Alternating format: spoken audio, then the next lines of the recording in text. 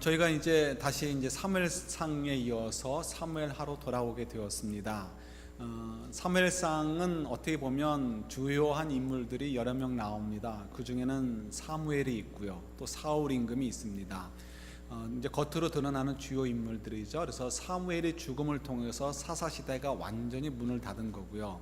그리고 사울 임금이 죽음을 통해서 이제 하나님께서 아브라함에게 약속하셨던 그 약속, 야곱을 통해서 보여주셨던 하나님의 계획들이 다윗을 통해서 성취되고 있다는 것을 이제 확증해주는 그런 시대가 들어서게 됩니다. 그래서 사무엘 하에 들었으면 이제 드디어 본격적으로 다윗 중심의 이야기가 전개되는 것을 저희들이 발견할 수 있습니다. 저희들이 이제 이 사무엘 하를 보면서 참 많은 은혜를 누릴 수 있는데요. 특히 다윗을 여러분 주목해 보십시오. 다윗이 얼마나 멋있는 사람인지, 왜 그가 더 그레이트 킹인지, 유대인들은 그를 향하여 자기 역사에서 가장 위대한 왕이었기 때문에 더 그레이트 킹이라 할지 모르지만 저희들은 우스워요. 충청도만한 땅에서 더 그레이트 킹이 어떻게 나와요? 그죠? 그러니까 우리는 웃기는 이야기지만, 그러나 그것이 아니고 우리가 믿음의 눈으로 볼 때 그가 어떻게 더 그레이트 킹이라고 할 만한지 발견할 수가 있습니다. 저도 다윗을 참 우습게 여기다가 몇 년 전에 다윗 요 말씀을 묵상하면서 다윗이 정말 위대한 사람이구나 하는 것을 깨달아 보았는데요. 저희들이 이 사무엘하를 묵상하는 요 한 달 동안에 다시 한번 또 다윗의 그 위대함, 다윗이라는 자체의 위대함이 아니고 결국은 우리가 믿음 안에 있는 저희들도 얼마나 위대한 존재들인가를 확인할 수 있는 시간들이 됐으면 좋겠습니다. 누가 위대하다고요? 믿음 안에 있는 우리도. 왜 그런가 오늘 한번 살펴보도록 하겠습니다. 그래서 오늘은 다윗이 왜 다윗이라고 불리울 수 있는가의 그 원천적인 힘, 그 핵심을 한번 좀 살펴보려고 합니다. 다윗의 훌륭한 면이 많이 있지만요. 여러분, 사울 임금의 얘기를 먼저 하고 넘어가는 것이 좋을 것 같습니다. 그래야 사무엘상과 사무엘하가 연결이 될 테니까요. 사무엘상 마지막 장에 가면 사무엘 임금이 전사하는 이야기가 나오게 됩니다. 그가 블레셋 연합군과 전투를 벌이게 됩니다. 블레셋은 한 국가라기보다는요, 블레셋 족속이라는 팔레스타인 족속 사람들이 5개의 큰 도시, 주요 도시를 중심으로 뭉쳐서 이렇게 어떤 연맹체로서 살고 있었던 족속이라고 해야 하는 게 좋겠죠. 이 블레셋이 연합군을 형성해 가지고 사울과 대대적인 전투를 벌이게 됩니다. 그 전투에서 사울은 불행하게도 적이 쏜 화살을 맞아서 중상을 입게 됩니다. 화살을 맞았으니 어디에 맞았는지 정확히 기록이 안 됐지만 많은 피를 흘렸을 것이고요. 그러니까 중상을 이제 입은 거죠. 그런데 사울이 가만히 전투를 돌아가는 상황을 보니까요, 이 사태가 만만치 않은 거예요. 이건 완전히 지금 우리가 이렇게 참패하고 있구나, 아주 우리가 다 죽어가고 있구나 하는 것을 발견하게 됩니다. 그러니까 사울의 입장에서는 굉장히 낙담할 수밖에 없는 상황이 되죠. 근데 그 순간에 그의 머릿속에 지울 수 없는 생각이 있죠. 그럼 뭘까요? 그것은 하나님께서 선지자들을 통해서 다윗에게 주신 말씀이에요. 어떤 말씀이에요?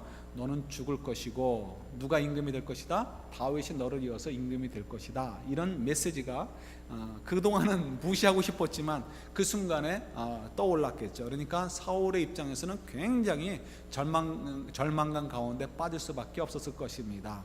평소 같으면 자기 몸만 빠져나와서 도망만 갔다가 생명만 부지해서 회복만 되어진다면 어떻게 해요? 내가 다시 왕이 될 것이고 다시 블레셋과 싸워서 이기면 돼요. 그 전에 얼마나 많은 싸움에서 이겼습니까? 한 번 져도 그 다음에 이기면 되니까 그럴 수 있어요. 그러나 지금은 상황이 다른 거죠. 군대가 완전히 괴멸되듯이 무너지는 것을 보면서 또 자기의 몸은 피가 쭉쭉 빠져나가는 그런 중상의 속에서 하나님 메시지가 생각이 나는 거예요. 너는 죽을 것이고 그리고 어떻게 해요? 다윗이 왕이 될 것이다.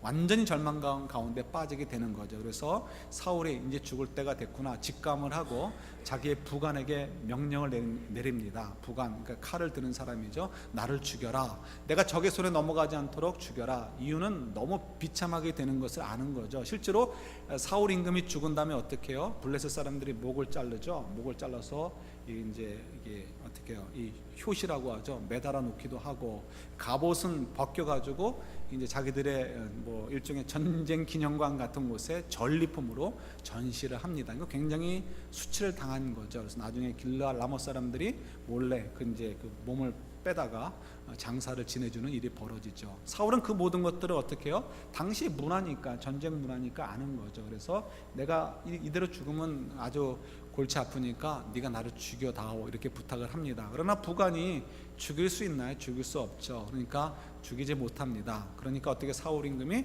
뭐 절망 가운데 자기가 스스로 자결을 하게 됩니다. 그것을 한 사람이 보았던 것 같아요. 여러 사람이 봤을지 모르겠지만 어쨌든 한 청년도 보게 되었는데, 그 청년이 누구냐면 오늘 본문에 나오는 아말렉 사람입니다. 아말렉 사람이라는 것은 어쩌면 그냥 용병일 수도 있고요, 아니면 아말렉 족속인데 이스라엘 사람들과 함께 살았던 그 후손일 수도 있습니다. 그런데 이 청년이 사울 임금이 죽은 것을 봤어요. 임금이 죽었어요. 그러면 어떻게 빨리 가서 이스라엘 족속들에게 알려야 되는 거죠. 알리기 위해서 어떻게 해요? 이 왕관과 당시에 장수들이 전쟁터에 나갈 때 이제 했던 이 팔의 고리를 빼가지고 도망을 가게 되었습니다. 도망을 가면서 이걸 누구한테 전하는 게 제일 좋을까? 근처에 있던 다윗이 좋겠구나. 그래서 다윗에게로 달려갑니다. 이유가 있죠. 다윗은 어떻습니까? 상식적으로 지금 사울 임금이 죽었을 때 가장 기뻐할 사람이 다윗입니다. 왜요? 사울은 계속해서 다윗을 죽이려고 했습니다. 이유는 뭐 다윗이 사울 임금 다음에 임금이 될 거라고 하나님께서 기름 부으셨기 때문이죠. 그래서 사울이 수도 없이 죽이려고 했고요. 다윗은 계속해서 도망을 다니니까 너무 곤란한 경우를 많이 당했습니다. 그런 다윗이니까 당연히 사울이 죽었다는 소식을 전하면 어떻게 하겠어요? 너무 기쁜 소식을 전했으니까 그 사람을 칭찬할 것이고, 그 다음에 어떻게 그 사람에게 큰 상을 줄 수 있겠죠. 이건 굉장히 상식적인 이야기입니다. 그래서 그는 당연히 아말렉 청년은 사울 임금이 죽었다라는 소식과 그 증거물들을 가지고 다윗에게 찾아갔습니다. 그리고 다윗에게 얘기한 거죠. 사울 임금이 죽었습니다. 사울 임금이 죽었습니다. 그의 마음에는 다윗이 자기를 칭찬할 줄 알았어요. 다윗이 느닷없이 다른 질문을 합니다. 네가 그를 어떻게 아느냐? 이 사람이 그 순간 머리를 더 굴렸던 것 같아요. 자기가 죽였다는 얘기를 처음에는 생각하지 않았을까 싶은데, 그가 뭘 들었어요? 사울이 부관에게 한 얘기를 들었어요. 네가 나를 좀 죽여다오. 내가 너무 처참한 환경에 놓여 있지 않느냐? 내가 이대로 죽을 텐데 저 원수들에게, 블레셋 사람들에게 잡혀서 창피당하지 않도록 나를 좀 죽여다오 했던 이야기를 들었단 말이에요. 그걸 이제 이용해 가지고 어떻게 마치 자기가 죽인 것처럼 얘기를 하는 거죠. 사울이 이래 해서 나에게 죽여달라고 해서 제가 사울 임금님을 죽여드렸습니다. 그러면 더 큰 상을 받을 줄 알고 얘기를 한 거죠. 그런데 그건 어떻게 해요? 이 세상의 상식적인 선에서 다윗을 바라보았기 때문에 그렇습니다. 여러분, 우리가 참 여기서 우리가 좀 짚고 넘어갈 것이 있어요. 적어도 성도들을 대할 때는 세상이 요구하는 상식, 세상이 주장하는 상식의 선을 가지고 바라보고 얘기했을 때 다 통한다. 그럼 어떻게 되는 거예요? 이건 뭔가 문제가 있다는 얘기예요. 한번 도전을 해보세요, 여러분 스스로. 지금 다윗 같은 경우 당연히 그 사람을 칭찬해 줘야 돼요. 상을 줘야 돼요. 그런데 어떡하죠? 비록 다윗은 이 땅 속에 살고 있지만 이 땅 속에서 주어지는 상식에 매여서 살던 사람은 아니었습니다. 그가 부하들에게 명령을 내립니다. 어떻게 명령을 내리죠? 많은 상금을 갖다 그에게 줘라 얘기하지 않고요, 그를 죽이라라고 얘기합니다. 왜 죽이죠? 다윗이 한 말이 있어요. 저 사람이 저 놈이라고 했겠죠. 저 놈이 감히 하나님께서 기름 부은 자를 죽였다는 거예요. 그래서 어떻게 해요? 병사가 명을 받들어서 이 아말렉 청년을 죽여버리게 됩니다. 여러분, 다윗이 왜 그런 이야기를 하고 어떻게 보면 세상의 상식으로는 자기에게 아주 복된 소식을 갖다 준 청년을 죽이게 되었을까요? 이유를 좀 알아야 되겠죠. 적어도 세 가지는 우리가 알고 지나가야 돼요. 그 중에 두 가지는 좀 정치적인 관점에서 보는 것입니다. 첫 번째 이유는요, 아직 다윗 임금의 왕권이 확립되지도 않았었던 때이고 왕정이 확립되어 있던 시대도 아닙니다. 그래서 언제든지 왕이 되었다가라도 쿠데타가 일어날 수 있는 확률이 굉장히 많았던 시대인 거죠. 그래서 이 지금 다윗의 입장에서는 자기가 왕이 되었을 때에도 요압이라든가 이런 장수들이 함부로 쿠데타를 일으키거나 반란을 일으키지 못하도록 어떤 면에서 브레인 워시를 좀 하는 것이 필요하죠. 교육을 하는 것이 필요하죠. 그래서 계속해서 어떻게 그는 하나님의 기름 부은 자를 죽여서는 안 된다는 얘기들을 자기 부하들에게 많이 각인을 시킵니다. 이거는 일견 의미가 있다라고 생각이 듭니다. 그래야 어떻게 해요? 자기가 왕이 됐을 때도 마찬가지고 자기 자녀들이 왕이 됐을 때에도 함부로 군사력을 가진 사람들이 쿠데타를 일으키지 못하도록 하기 위한 좋은 정치적인 방편이라고 생각을 합니다. 두 번째 이유도 있어요. 두 번째 이유는 뭐냐면 다윗 임금이 사울 임금이 죽은 다음에 바로 임금이 되는 것이 아닙니다. 사울 임금의 아들이라면 문제가 되지 않아요. 그러나 사울 임금의 아들도 아니었고요. 한 번도 이스라엘 역사에서는 왕에서 그의 아들이 왕으로 승계되는 일이 아직은 한 번도 없었던 때입니다. 그러니까 어떻게 해요? 다윗이 왕으로 등극하는 것은 쉽지 않은 일입니다. 아무리 하나님께서 그에게 머리에 기름을 부었다고 해도 당시에 이스라엘 사람들이 하나님의 뜻을 받들 믿음이 있었습니까? 없었습니까? 없었어요. 실제로도 다윗이 처음 임금 되었을 때 10지파는 나머지 11지파라고 해야 될까요? 나머지 유다지파를 제외하고는 다 대부분이 어떻게 해요? 다윗이 왕이 되는 것을 손들고 환영하지 않았습니다. 자기들끼리 따로 이렇게 왕을 세워서 이렇게 나라를 세우려고 했습니다.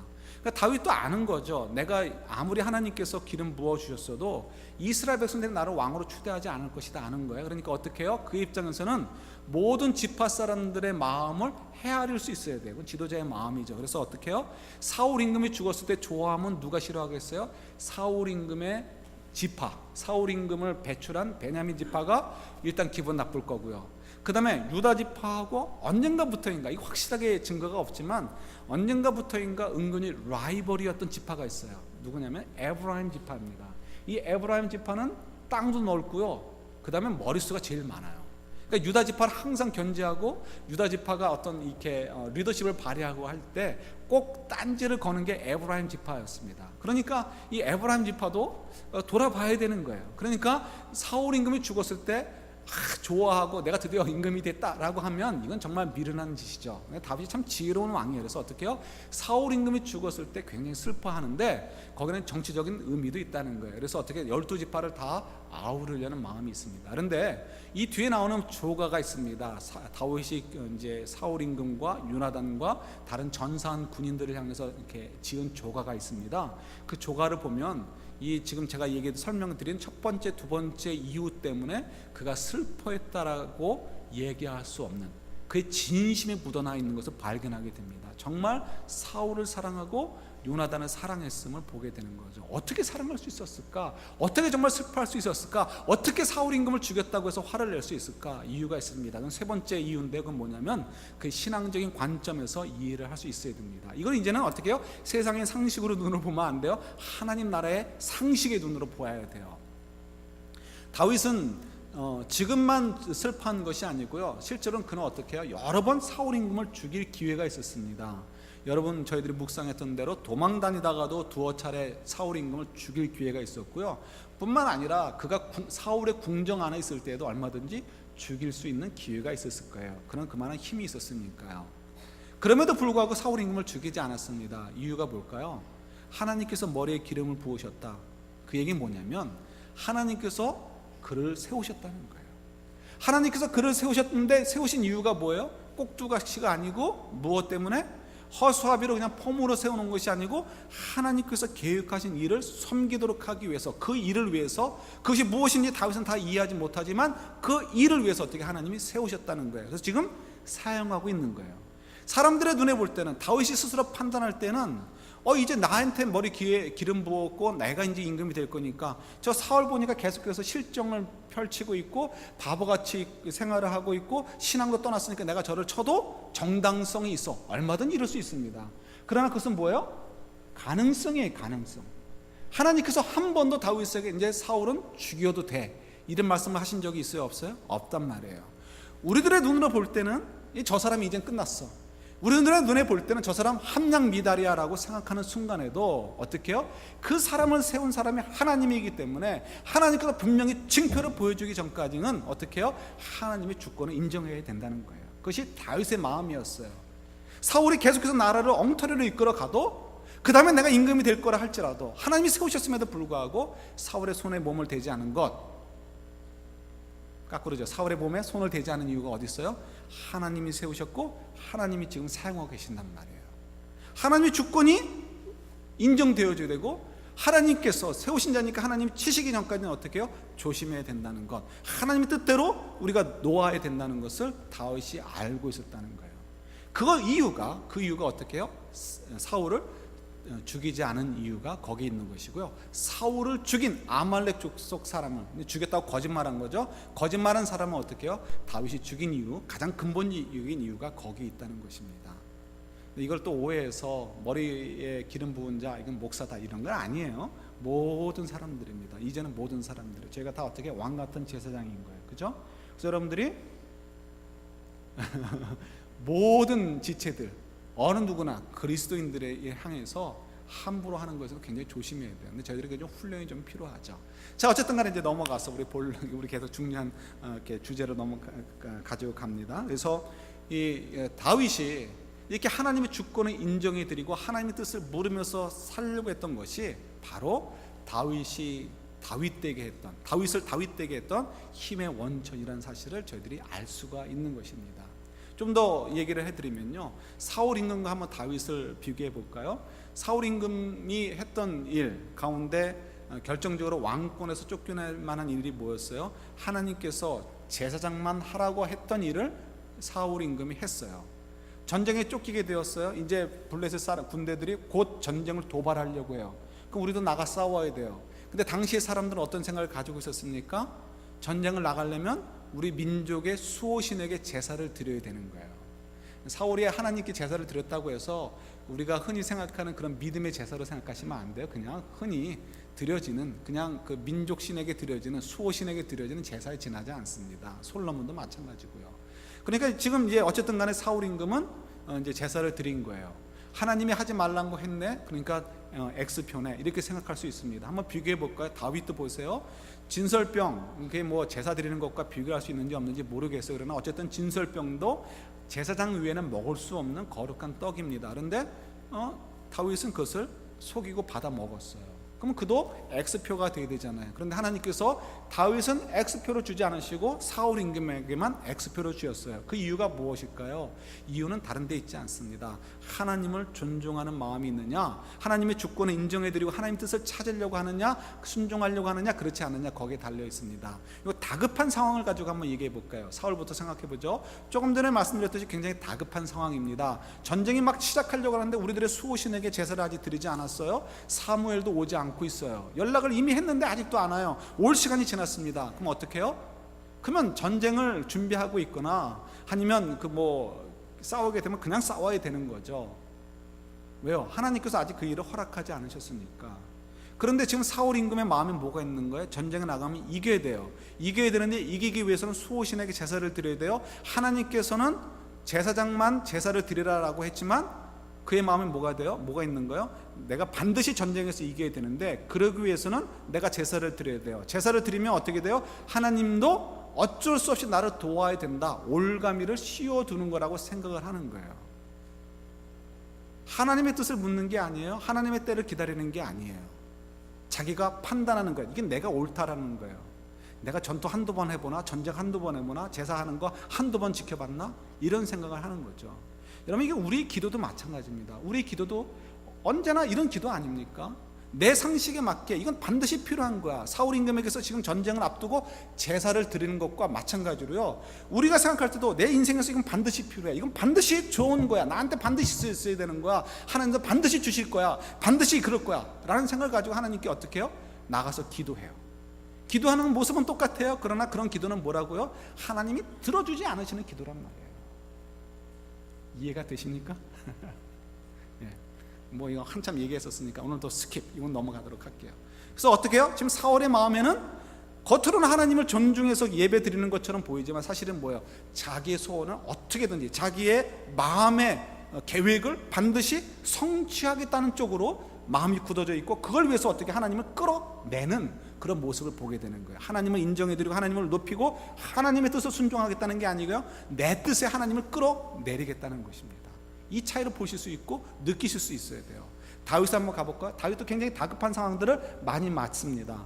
다윗이 다급한 상황을 맞은 것 중에 뭐가 있어요? 그가 예를 들어서 한 가지만 든다면 오늘 이제 본문 뒤에 2장 1절만 해도요, 그가 이제 유다 땅으로 돌아가느냐 되나 말아야 되냐 그런 순간에 놓이게 됩니다. 그때는 이제 왕으로 가는 거죠. 왕이 되기 위해서 가는 건데, 그때도 하나님께 묻습니다. 올라갈까요 말까요?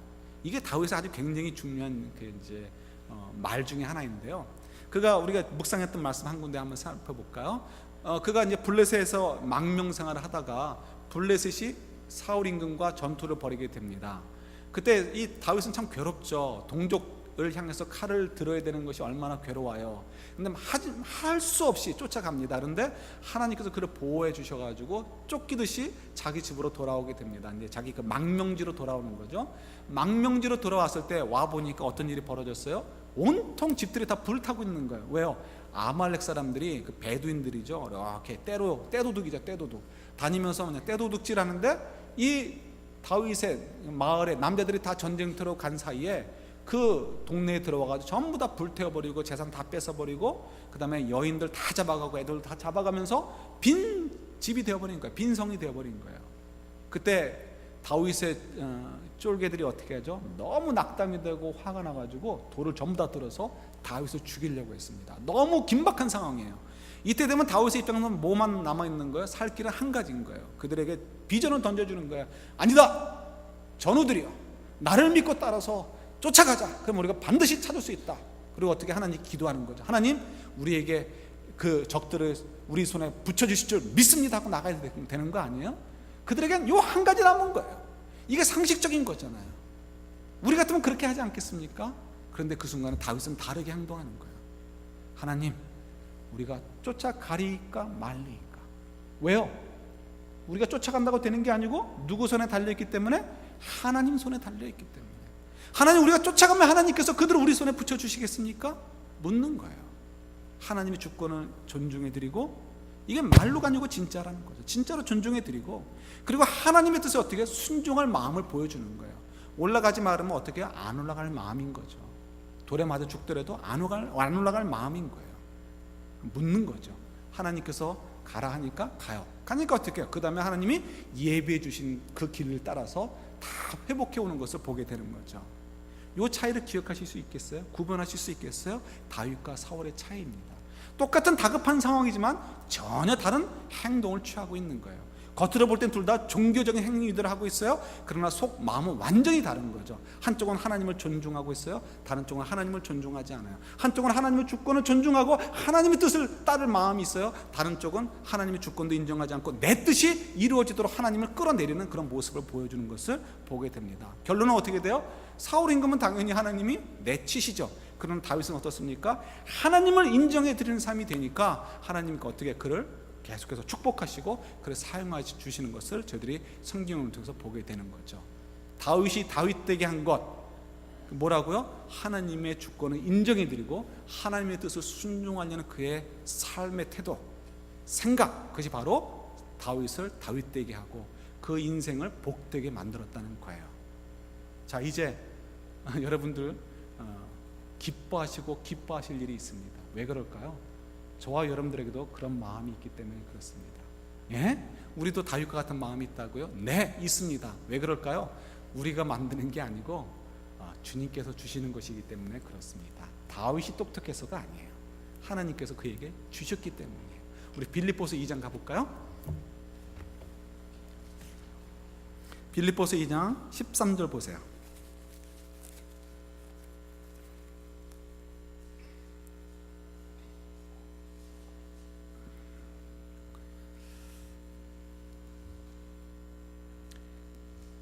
빌립보서 2장 13절부터 읽는데 13절만 먼저 읽고요. 17, 18절로 건너뛰겠습니다. 우리 13절 같이 읽어볼까요? 너희 안에서 행하시는 이는 하나님이시니 자기의 기쁘신 뜻을 위하여 너희에게 소원을 두고 행하게 하시나니. 17절이요. 만일 너희 믿음의 재물과 섬김 위에 나는 기뻐하고 너희 무리와 함께 기뻐하리니 이와 같이 너희도 기뻐하고 나와 함께 기뻐하라. 이 말씀은 뭐냐면 사도 바울이 빌립보 교회 성도들에게 편지를 써서 알리는 거예요. 근데 그 이제 이야기를 하면서 너희들이 내가 너희들에게 가르친 말씀대로, 예수님의 말씀, 하나님 말씀대로 믿음의 경주를 계속 잘 해라 하는 이제 부탁을 하는 건데요. 근데 이 사도 바울이 그 얘기를 하면서 기뻐하고 기뻐하라 얘기를 합니다. 왜 기뻐하고 기뻐하느냐? 왜냐하면 그들의 마음속에 하나님 말씀에 귀 기울이려고 하는 마음들이 생기고, 또 어떤 것이 이런 것들은 정말 하나님 미워하시는 일 같아, 이런 것들은 정말 예수님께서 우리에게 격려하시는 일 같아, 이런 것들이 생각나는 것은 무엇 때문이라고요? 지금 읽은 13절 말씀을 보니까 빌립보 성도 안에 누가 있기 때문이라고요? 하나님께서, 어떤 하나님? 성령 하나님께서 계시기 때문이라는 거예요. 성령 하나님께서 하나님의 음성이 들리고 그 하나님의 음성을 따라 살도록 갈등을 주신단 말이에요. 갈등을 주시는 건 아니고 그 길을 보여주시는데, 우리 속에 또 다른 옛사람이 있기 때문에, 사단의 세력이 있기 때문에 싸우니까 갈등이 생기는 거예요. 그러니까 결국은 뭐예요? 우리 속에 지금 하나님의 말씀이 귀 기울여지고 하나님을 존중해 드리고 싶은 마음이 있고, 내가 몇 점이다 이거는 중요하지 않아요. 일단은 제가 그 마음이 있다는 거, 저희가 그런 마음이 있다는 거, 그리고 그 마음을 따라 우리가 순종하려고 10번을 실패하더라도 한 번이라도 하려고 한다 하면 그 이유는 뭐라는 거예요? 저희 속에 뭐가 있기 때문에, 누가 계시기 때문에? 성령님이 계시기 때문에 그렇다는 거예요. 그런데 그 일이 쉽지가 않습니다. 정말 어려워요. 그래서 그리스도의 십자가를 지는 것처럼 우리가 힘이 들죠. 그래서 힘이 들어도 어떻게 해요? 기뻐하라는 거. 왜? 그 길이 다윗처럼 어떻게 하나님의 축복을 누리는 길이기 때문에 그렇다는 거예요. 그래서 빌립보 성도들에게 너희들 낙담하지 말아라. 나도, 사도 바울이 얘기하는 거예요. 나도 여러분들이 그 믿음의 삶을 도와주기 위해서라면 내가 고난을 받아도 좋고 심지어는 내가 죽어도 좋아. 그만큼 어떻게 해요? 주님께서 우리 속에서 보여주신 그 아름다운 인생이라는 것은 너무나 고귀하고 가치 있는 거야. 그런 삶을 살게 하신 하나님께 어떻게 해요? 감사하고, 그러니까 어떻게 기뻐하고 기뻐하라 이렇게 얘기하는 거예요. 그러니까 그가 교도소에 갇혀서 이 편지를 쓰면서도 지주주에 뭘 기뻐하라고 해 이렇게 생각할까봐 걱정하지 않는 거야. 너무나 확실하니까 너무나 확실하니까 어떻게 해요? 비록 자기는 교도소에 갇혀있다가 죽을 목숨임에도 불구하고 나도 기뻐하니 너희도 기뻐해라. 기뻐하고 기뻐해라. 왜? 우리가 지금 이렇게 사는 이유는 세상이 알 수 없는 그 놀라운 생명의 길, 하나님이 가르쳐줘서 가는 그 길을 가고 있기 때문에 그런 거예요. 여러분들도 그러니까 기뻐하십시오. 다윗을 부러워할 이유가 없습니다. 여러분들께서도 얼마나 하나님을 존중하는 삶을 살고 있어요. 그죠? 그러기 위해서 우리가 얼마나 많은 것들을 희생하고 있습니까? 예를 들어서 우리가 우리 버는 거 다 써도 부족하잖아요. 그죠? 그래도 사고 싶은 거 다 못 사는데, 그런데도 불구하고 사고 싶은 거 안 사고, 입고 싶은 거 안 입고, 먹고 싶은 거 덜 먹으면서 어떻게 해요? 이건 하나님 것입니다 라는 인정으로, 믿음의 고백으로, 그건 진짜니까 11조도 드리고 감사헌금도 드리고 선교헌금도 내고 하는 이유가 거기 있잖아요. 이거 손해보는 거 아니에요? 세상의 상식으로 본다면, 아말렉 청년이 다윗을 봤던 그 눈으로, 세상의 상식의 눈으로 본다면 우리가 이상한 짓 하고 있는 거예요. 그만이 아니죠. 요즘 누가 그러는데 한국의 방송국이 많이 늘었다며요. 그래서 드라마가 볼 게 너무 많다는 거야. 다 볼 수 없잖아요. 그러니까 여러분들이 어떻게 해요? 취사 선택해가지고 없는 시간에 다 볼 수 없으니까 몇 개만 쪼개서 봐야 되는 거예요. 골라서. 그죠? 근데 여러분들께서 이 예배 시간에 오기 위해서 1시간 반을 써야 돼요. 또 왔다 갔다 하는데 30-40분 걸리죠. 일부 예배 때 보니까 왔다 갔다 하는 시간까지 합치면 한 3시간 넘게 걸리는 분이 있더라고요. 그러면 그분은 드라마 한 3개 정도는 예수님께 예배드리기 위해서 포기하는 거예요. 굉장한 믿음의 사람인 거예요. 그죠? 여기 보니까 더 먼 데서 오시는 분도 있어요. 그분은 어떻게 해요? 한 4개쯤 드라마 4개 볼 수 있는 거를 포기하는 거예요. 누구 때문에? 예수님 때문에. 농담이지만 진짜인 거예요. 굉장한 믿음인 거예요. 상식의 눈으로, 세상의 상식의 눈으로 볼 때는 어떻게 해요? 우리가 이상한 사람들인 거예요. 우리가 세상의 상식의 눈으로 보면 어떻게 해요? 속여서라도 다른 사람을 괴롭히고, 네가 감히 나한테 덤벼? 이런 식으로 우리가 보복하고 사는 삶이 세상의 상식이잖아요. TV에 뉴스에 나오는 것도 다 그런 거죠. 정치인들 하는 것도 다 그런 거죠. 범죄하는 자들 다 그런 것들이죠. 그런 상식자의 눈으로 볼 때 저희들이 누군가가 우리를 괴롭혀도 바보처럼 당해주는 것, 모른 척 해주는 것, 한쪽 뺨 맞을 때 다른 쪽 뺨 또 갖다 대는 것, 그죠? 이런 행동을 하는 것, 세상의 상식으로 보면 어떻게 돼요? 정말 이상하고 바보 같은 짓들이에요. 그럼 우리가 왜 그런 일들을 하고 삽니까? 왜 그런 것들을 자랑해요? 이유는 다른 데 있지 않아요. 하나님께서 우리에게 그런 삶을 살라고 하셨기 때문에, 우리가 하나님이 어떤 분인가를 아니까 그분을 존중하기 위해서 그런 삶을 사는 것이고요. 하나님이 어떤 분인가를 아니까 우리가 그렇게 살 때 하나님의 복을 누리는 삶, 그리고 정말 상급을 누리는 인생이 될 것이라는 것을 믿으니까 어떻게 해요? 그런 삶을 사는 거예요.